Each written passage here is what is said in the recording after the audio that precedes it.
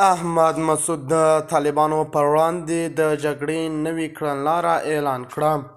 احمد مسعود یو نوی پرمختګ وکړو. د خرابات ټي وي چینل درنو لیدونکو سلام، ستړي مشئ، وخت مو بخیر.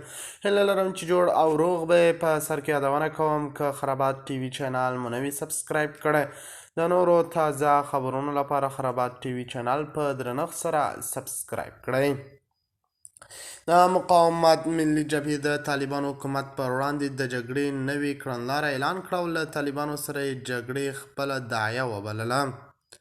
په افغانستان کې د طالبانو له بیا ځلې واکمنېدو د کال په پوره کېدو سره د افغانستان د ملي مقاومت جبهې د دوی پر وړاندې د جګړې نوې کړنلاره اعلان کړه.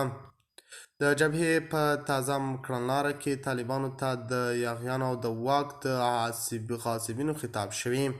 هغه کلمې چې طالبانو تل خپل مخالفینو ته کارولې دي د ملي مقاومت جبهې په کړنلاره کې راغلي.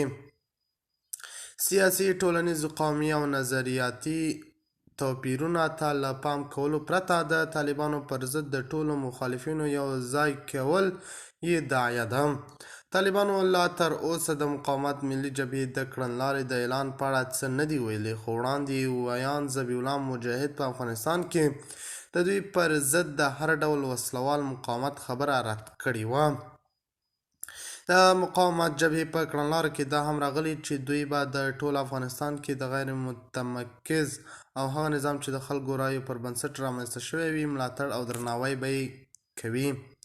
د خرابات ټي وي چینل درنو لیدونکو، دا و زموږ ته د مهال چمتو کړی خبر. د نورو تازه خبرونو لپاره خرابات ټي وي چینل په درنښت سره سبسکرایب کړئ. د الله په امان، تر بیا خیر چارې.